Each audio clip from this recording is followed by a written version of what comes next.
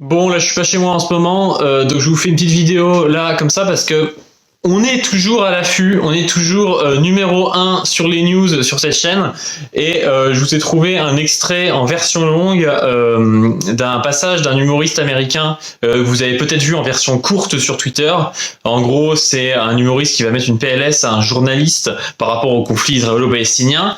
Là, je vous ai mis la version longue en sous-titré pour que vous puissiez voir ça. Moi, je trouve qu'en fait, il a une réaction qui est très bonne, c'est-à-dire que rentrer en face à face contre le journaliste, comme on a tendance à le faire en fait, à prêcher le côté palestinien, machin. Non, lui, il va arriver et faire une démonstration par la suite, c'est-à-dire qu'il va rentrer dans le jeu que veut en fait les médias. La plupart des médias qui sont plutôt pro-israéliens, et des politiques. On a vu par exemple hier Macron avec Netanyahou qui dit qu'on pourrait faire une coalition comme il y a eu contre Daesh, contre le Hamas.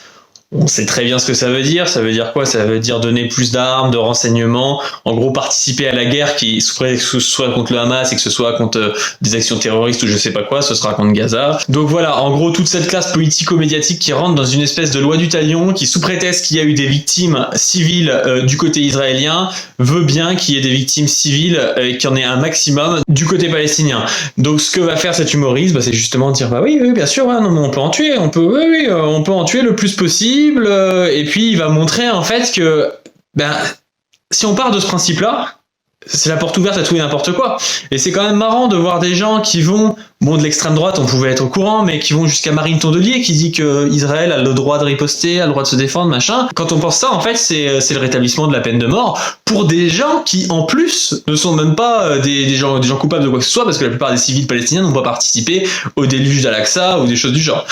Bref, je vais pas vous tenir la jambe 3 ans, je vais vous mettre l'extrait, et puis je vous dis à la prochaine. My wife's family, they live in Gaza. They have cousins and uncles there, and their house also was bombed. We haven't been able to communicate with them for the past 3 days. Communication are lost. So we don't know actually what is the, how are they doing, but you know, we're used to that. I mean, it's just like, it's very repetitive. We're used to that. We're used to them being bombed every time and moving from one place to the other. You know, it's just like those Palestinians, they're very dramatic. Israel killing us. But they never die. I mean, they always come back. You know, they're very difficult to kill, very difficult people to kill. I know because I'm married to one. I tried many times, couldn't kill her. I mean, there's a dark humor there, and I understand why, because... No, it's not dark humor. I try to get to her every time, but she uses our kids as human shields. I can never take her out. Again, I understand the humor, but to be serious, Bassem, about this, tonight there is... I will be serious. The question is, what is a proportionate response? Because Yes. it has been different from one tier to another. So if you look to this graph, for example, this is the death of Israeli and Palestinians, and it's changing from 1 year to year. It's like fluctuating like crypto. So my question is today, what is the going rate today for human lives? I mean, 2014 was a great year for Ben Shapiro. 88 Israelis were died, and there was 2,329 Palestinians killed on the other side. That is one Israeli for 27 Palestinians. That is a very good exchange rate. What I'm saying is, what is the exchange rate for today? You guys will be happy. That's my question. The reason that I'm using this is that, I mean, I can't remember what happened in 2014. And there was no music festival, but there must be something. I mean, they must do something. It is their fault. It has to be something. I mean, 2018, 300 Palestinians died. Who's counting, you know?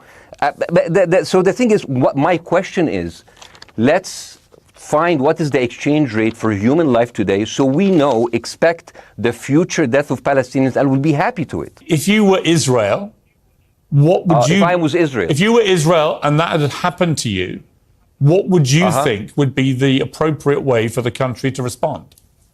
I would do exactly like Israel did, kill as many people as possible since the world is letting me do it. I mean, I can do it because I can, you know. But the thing is, like, you know what, I agree with you. And you know what, I'm going to be even ahead of you because I see the question coming. Do you condemn Hamas for the atrocities? Yes, I condemn Hamas. I condemn Hamas. Hamas is the source of all evil. They're the reason for everything. And you know what, let's for a minute imagine a world without Hamas. Right. What will this word look like?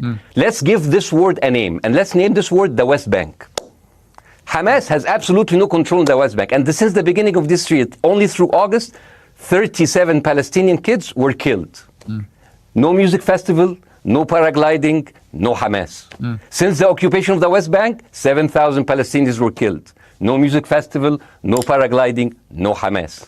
I can go on and on and on and on. I really applaud Israel for doing one thing that no military force in the world does. Because I heard Ben Shapiro and I heard Ron DeSantis, and they said Israel is the only military force in the world that warns civilians before bombing them. I mean, how fucking cute. That is so nice of them. Because with this logic, if Russian troops started warning Ukrainians before bombing their houses, we're cool with Putin, right? I mean, okay, Habibi, you have warned them, go invade, it's fine, you have done your job.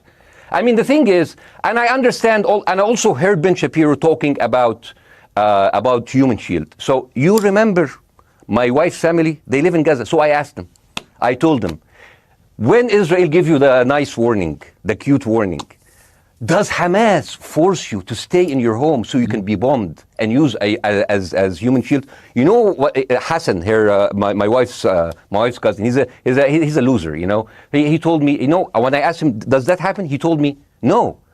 The lying son of a bitch lied to me. I told him, you don't understand. Ben Shapiro and Ron DeSantis keep saying that Israel warns you and Hamas asked you to stay put. So I told you, he's a loser. He never kept a job. He even failed in all of the interviews to become like a human shield. I would believe Ben Shapiro. If we agree that for the 14,000 casualties, I mean, who's counting, are human shield, does that mean that every single one of those civilians was standing, obscuring a military target behind them?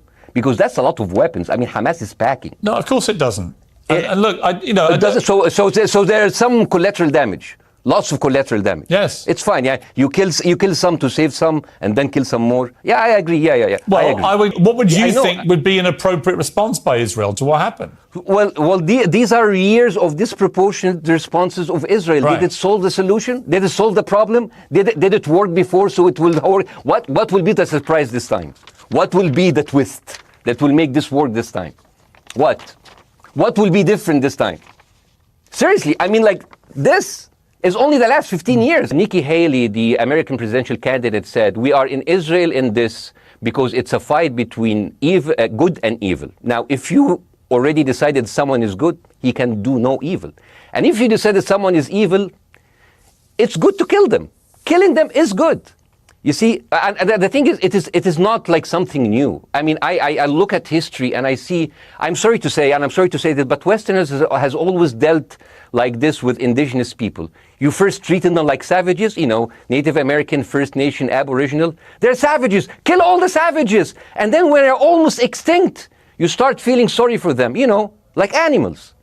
So maybe the solution is that we kill as many Palestinians as possible so the few of them that remains do not bother you. The way Hamas behaved on October the 7th was like savages, like a pack of savages. It was the worst atrocity against Jewish people since the Holocaust. There has to be, of course, there has to be a response. They should be eradicated. My question for you is, notwithstanding the history, Bassem, what is the proportionate response? But I don't know, but there's no Hamas in the West Bank and they're still dying there. So what's your excuse? I don't have any excuse. I'm not saying that you're making excuse, but if you are adopting a certain point of view, you have to at least defend it. I'm telling you, there is no Hamas in the West Bank. What is the excuse? Not your excuse. What is the excuse to kill those people? Well, listen, this question of proportionality is one that... No, answer my question. I've been answering your question. You answer mine. It's actually not my job to answer your questions. Let's say, for example, Hamas ceased to exist. Okay? Do you hear me? Yes. Yeah, Hamas ceased to exist today. Now, right now, in Palestine, in West Bank and Gaza, 20% of Palestinians go through Israeli prison system, whether imprisonment, whether interrogation, whether torture.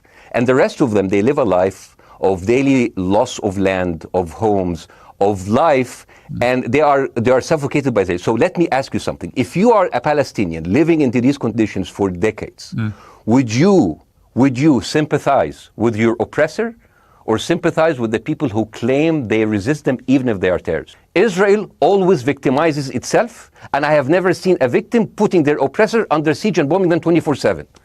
Israel wants you to believe that they are the victim. But dealing with Israel is so difficult. It's like being in a relationship with a narcissistic psychopath. He fucks you up and then he makes you think it's your fault. All right, you look at Israel as Superman, but they're really Homelander.